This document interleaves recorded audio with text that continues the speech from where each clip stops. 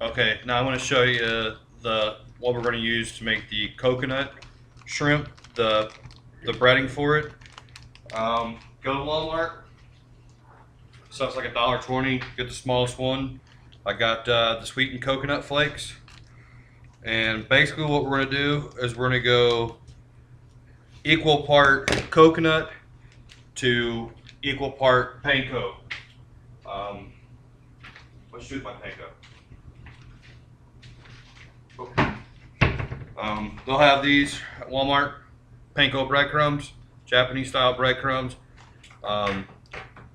Don't put the coconut in it, and you make nice big, butterfly shrimp. Like I said, just leave that little tail piece on. I messed up.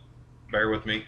But anyhow, what I'm going to do for the coconut shrimp part is we're actually going to take equal part panko to equal part coconut. So I'm going to take my panko out.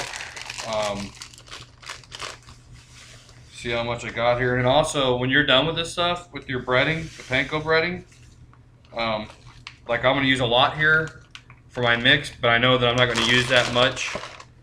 Take it, put it in a Ziploc bag, and freeze it because it'll last. So I've got 2 cups panko, and then whew, got a lot of coconut just came out. Did you have coconut? I bought some. Oh, cool. I love coconut shrimp. So I've got 2 cups coconut. Take it. I've got my coconut. I've got my panko. And the only thing I'm doing here is I'm going to take it and just mix it all together. And this is what's going to be our batter for our coconut shrimp. So I'm going to mix it all together. Break up the big clumps. Now, Did you use all the coconut?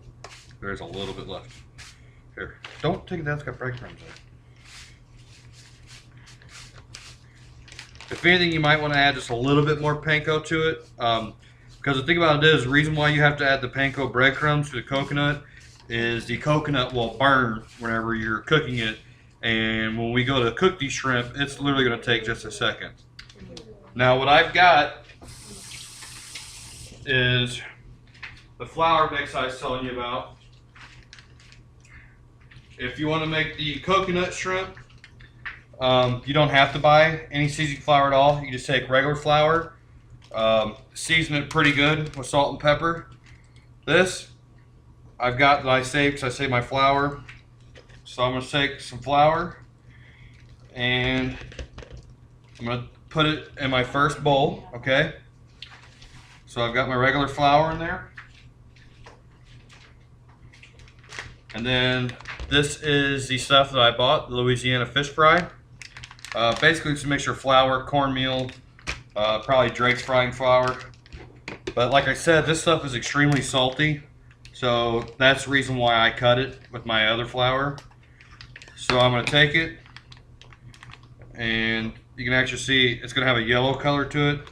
And, I'm going to put about 30% in to mix it in with it. Maybe even 40%, half and half. As long as you cut it with your flour, because like I said, what this stuff does, it gives it a little bit of a crunchier taste. You can even probably go 50-50 if you want. Just adjust it. Mix it 60-40 or 50-50 regular flour, and then with this stuff. And if it's too salty, this one here might be a little bit too salty because I forgot I already had salt and pepper in that flour. Just add more flour to it, and that's going to kill your salt taste out of it. So I've got my regular flour, my mixed flour right here. All right. Now, take you about 3 eggs, add a dash of milk to it, and whip them up really good. And this is what we're going to use to make our coconut shrimp. You can actually take these coconut shrimp. If you take the shrimp while you're peeling, deveining them and everything, and keep ice in a bowl underneath it to keep them nice and fresh, you can pre-make these coconut shrimp Put them on a sheet tray, cover them with plastic, freeze them before you even cook them. And then once they're nice and frozen, take them and put them in a Ziploc bag, and you can freeze them. You've already got pre-made coconut shrimp. So I've got my mix here. So this one here, like I said, we're going to pretend we got the little tail piece on here, right? Okay. I'm going to take the large, the butterfly shrimp, and if you cut it where it's almost cut in half, you got a little hole in it, it's no big deal. You know, take it with your hands, pound it out. So what I'm going to do, I'm going to take it, I'm going to use one hand, and I'm going to roll it. I'm going to roll it in my seasoned flour. Yeah, why is it not on? Sorry, we're having a technical difficulty here for some reason.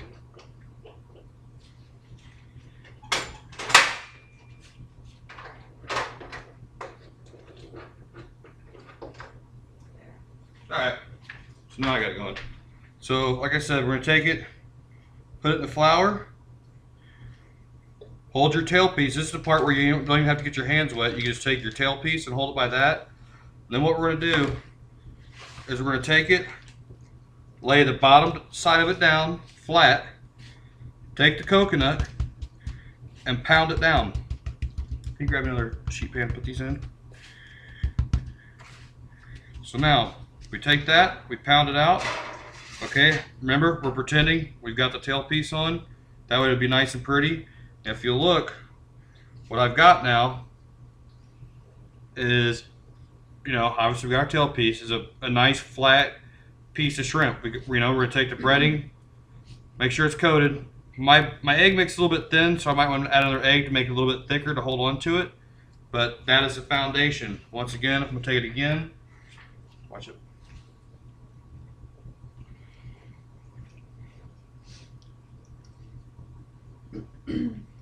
Roll the butterfly shrimp in my flour. Get it good. Roll it in our egg mixture. It's got a dash of milk in it. And you want to put very little milk in it. You want your egg mixture to be fairly thick and whipped good, because that's what's going to make it stick. Put the belly side down. Put the panko on it. Just mix with the coconut. Press it down nice and good. That way it sticks to it. Once again, boom. I've got another nice flat, and if you see how flat it is, it's going to make nice, giant, beautiful butterfly coconut shrimp. And what I'm saying is, if you don't want to do the coconut shrimp, just take regular panko, add a little bit of, you know, seasoning salt to it or whatever, salt and pepper, and you're good. So I'm going to take this, and I'm going to go ahead and bread my coconut shrimp real quick. My oil's getting hot because I thought I had it plugged in. And once I get done with this, we're actually going to take it and we're going to go to the procedure for making the regular fried shrimp. And don't forget, you've got the recipe for the tempura batter that you can substitute the cold beer for. If you're going to do that, take your shrimp when you're doing this recipe, leave the little tail piece on like I did at your house.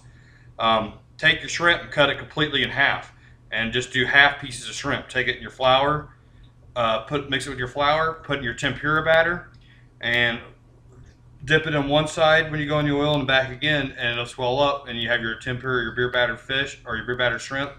And then I like to buy the Mayploy, the Thai sweet chili dipping sauce, or if you go at the grocery store where you can buy the Frank's Red Hot, Frank's actually makes a sweet chili dipping sauce, and that's a sauce that we've ate before with it, and it goes tremendously well with the battered shrimp. So I know that I'm going to send you about 15 videos. But like I said, I'm trying to show you step by step. So sit down, spend some time looking at my beautiful face, because it's beautiful.